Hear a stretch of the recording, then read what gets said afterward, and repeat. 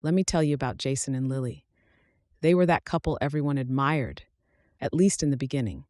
Their story was like something out of a movie, a mix of young love and big adventures. They met 2 years ago at a summer barbecue. Jason, the calm and steady type, and Lily, full of life and energy, seemed to complement each other perfectly. Within a year, they got married, excited to start their life together. But now, just a year and a half later, things felt different. I'm Jason, by the way, and that's my story. I work long hours at an accounting firm. I'm the type who likes to do thoughtful things, leaving little notes on the fridge, planning quiet evenings at home.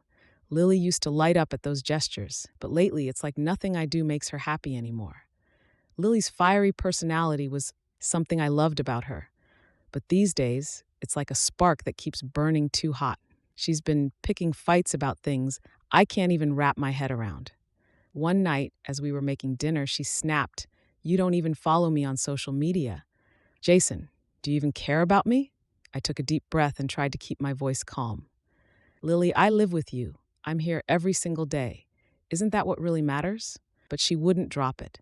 If you really loved me, you'd care about everything I post. Why don't you want to be a part of my life? Then there were arguments about my friends. I mentioned going golfing once Saturday, and she said, "You promised to spend time with me. Guess your buddies are more important than I am." I tried explaining. Lily, having hobbies and seeing friends is normal. It doesn't mean I care about you any less, but my words only seem to make things worse.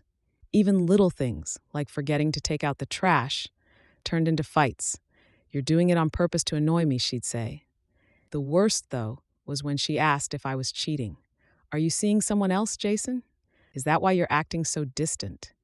That accusation hit me hard, not because it was true, far from it, but because it was so far from who I am. I've never given her a reason to doubt me. I suggested solutions. Let's spend a weekend away, I told her. I even brought up counseling. Maybe we could see someone together, figure out what's going on, but she'd brush it off every time. "We're fine," she'd say, only for another argument to blow up the next day. When things got too heated, Lily would leave, after her sister's place or out with her friends. I'd sit in our too quiet home, wondering where things went so wrong. This back and forth became a pattern, a cycle I couldn't seem to break. Sometimes during our worst fights, she'd bring, "Yup, divorce. Maybe we're not meant to be."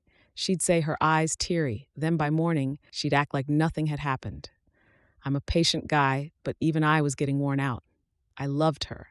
I wanted to save our marriage, but lately, it felt like I was fighting this battle on my own. One evening, things came to a head. The fight started over something small, fixing a loose hinge on a cabinet door. "You never listened to me, Jason," she shouted. Her voice trembled, and her frustration hit me like a wave.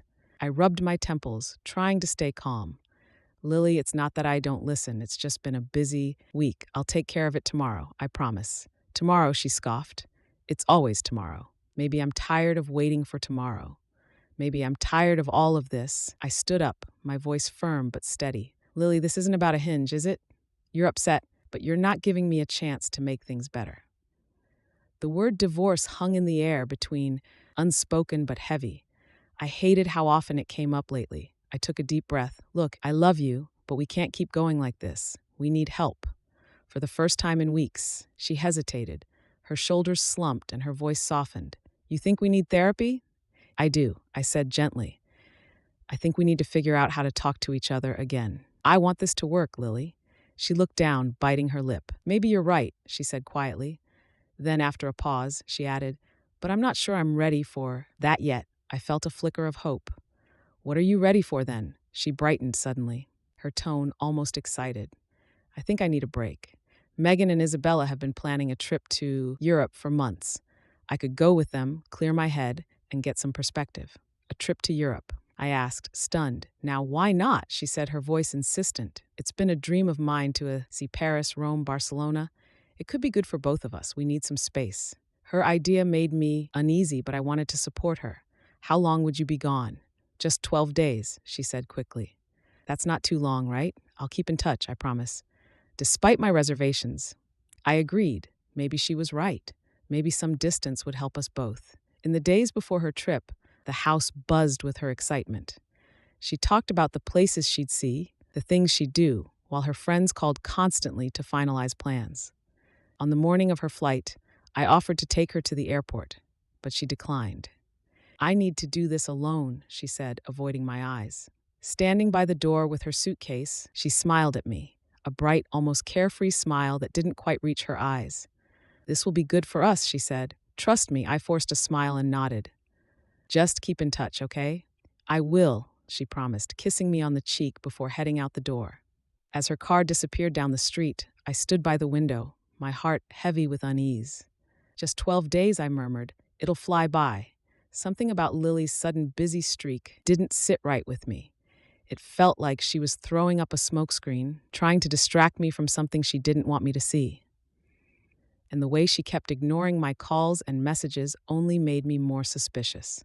Sitting in the quiet of our house, I stared at my phone, a storm of anger and heartbreak twisting in my gut. The next day, I couldn't take it anymore. I decided to call Hannah. I'd avoided dragging others into my relationship, but this time I had no choice. I hesitated, then dialed. No answer. I tried again, still nothing. On the third try, Hannah finally picked up. "Hello," she said, her voice uneasy. She sounded nothing like her usual cheerful self. I cleared my throat. "Hi, Hannah. It's Jason. Hope I'm not interrupting anything." There was a pause. "Oh, Jason, no, it's fine. What's up?" "I'm fine," I lied, gripping the phone tight. I haven't heard from Lily in a while. Thought I'd check in and see how you two are doing." She hesitated again before responding. "Oh, we're fine. Everything's fine. You know how it is." Traveling is crazy. Lily probably just got caught up in sightseeing. That's why she hasn't checked her phone. Her words didn't convince me. "She hasn't replied in days, Hannah. Are you sure everything's okay?" She let out a nervous laugh. Yeah, totally fine. It's just been hectic. We were almost robbed in Italy, and the weather's been awful, freezing, especially here in Germany. And, the time difference doesn't help." I frowned. Something about her tone felt off, like she was scrambling for excuses. Then in the background, I caught it. Voices speaking English, the hum of a copier, and a microwave ding. It sounded like an office, not Europe, Germany. "Huh?" I tested her. "That's a long way from Paris." "You two still traveling together?" Hannah's voice tightened.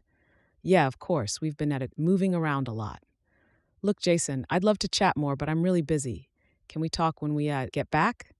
Before I could respond, she ended the call. I stared at my phone, my suspicions solidifying into certainty. Hannah wasn't in Europe anymore. The sounds, her rushed excuses, it all added up. She was lying, unable to sit still. I grabbed my keys and drove to Hannah's house. Parking a few houses down, I waited. Hours passed, each minute dragging painfully slow. Finally, as the sun began to set, Hannah's car pulled into the driveway. I sank lower in my seat as she stepped out. She wore casual clothes, her hair tied back, and carried a takeout bag in now one hand. She didn't look like someone who had just flown in from Europe. She looked comfortable. Watching her go inside, I sat in stunned silence. If Hannah was back, where was Lily? And why hadn't she told me? The next day, Lily texted me saying she was fine but had just been busy. I played it cool, even though my stomach churned. Then, on the 11th day of her trip, she finally called. I answered on the first ring, trying to mask my tension. "Hey," I said, keeping my voice steady. "Hi, Jason," she said, her tone soft but shaky. "I'm sorry I haven't been in touch much. It's been a lot. There were some problems, and I've been feeling really off. Sick, even. I didn't want to worry you." I tightened my grip on the phone, forcing myself to stay calm. "I get it," I replied. "Traveling can be exhausting. Are you okay now?" "Better," she said with a sigh. "I'll tell you everything when I get back. I miss you. See you soon, okay?" "Okay," I said, though the knot in my stomach only grew tighter. When Lily finally returned on the 12th day, I was ready. I'd spent the morning pacing the living room, replaying the past 2 weeks over and over in my head. Her silence, Hannah's lies, the deleted video. It all pointed to something I couldn't ignore. The door opened and Lily walked in, dragging her suitcase behind her. She smiled wide, rushing toward me. "Jason, I've missed you so much," she exclaimed, wrapping her arms around me. Her enthusiasm felt fake, like she was putting on a show. Before I could say anything, she launched into an animated recap of her trip. "It was so hard, the weather was awful, and we ran into all kinds of trouble. I felt terrible half the time, which is why I wasn't answering. I didn't want to worry you. Then she paused, placing a hand on her stomach. Jason, there's something I need to tell you. My heart pounded as I braced myself. I'm pregnant, she announced, her smile triumphant. That's why everything's been so strange. Why I've been moody and feeling sick. It's hormones. Jason, please don't be mad at me. Of all the explanations I'd prepared for, this wasn't one of them. My breath caught, my world tilting. You're pregnant, I whispered. Yes, she said, her eyes wide and expectant. I know it's a shock, but it's wonderful news, isn't it? We're going to be parents. I straightened, my suspicions refusing to be silenced. Lily, I said, my voice measured. I have to be honest. I have serious doubts about this. Her smile vanished, replaced by a fiery glare. What, she snapped? Are you accusing me of something? I think we need a DNA test, I said firmly. Lily's face twisted with anger. Are you kidding me? You're scared of being a father, so you're making up ridiculous accusations? This isn't about fear. I shot back. It's about trust, and right now I don't trust you. The room was heavy with tension as Lily stared at me, her expression flickering between fury and panic. You'll regret this, she said through gritted teeth, her voice icy. If you don't apologize by tomorrow, you're out of this house. She stormed out, slamming the door behind her. That night I packed a bag and left. I wasn't going to beg or play her games. The next day I sat in a lawyer's office, laying out the events of the past few weeks. When I finished, the lawyer nodded. It sounds like you've made your decision. I have, I said, my voice steady. I can't stay in this marriage, not after this. When I first found out Lily filed for divorce, I couldn't believe it. 1 minute, everything seemed fine. And the next, I was getting a call from her that night. Her voice was sharp, like a knife, cutting straight through me. You think you can just walk away like this? She yelled. You're not ruining my life, Jason. I'm going to fight you every step of the way. I didn't know what to say. My mind was all over the place. I wasn't expecting this, but I managed to keep my voice calm. Fight all you want. I'm done with this marriage, Lily. And I'll figure out the truth about that kid, one way or another. That's when things started to get really ugly. Over the next few days, Lily started sending me message after message. She was all over the place. 1 minute, she was sorry and begging for forgiveness. The next, she was threatening me. I couldn't keep up with her. She even started telling our friends, spreading rumors that I was some cruel, controlling guy and that I didn't want to be of it. Father. She said she'd take me to court to keep the house, claiming it was the best thing for her baby. Her family got involved too. They all sided with her, painting me as the villain. They started rumors that I was scared of responsibility, that I couldn't even handle the thought of being a dad. Everywhere I went, I felt eyes on me, people whispering behind my back.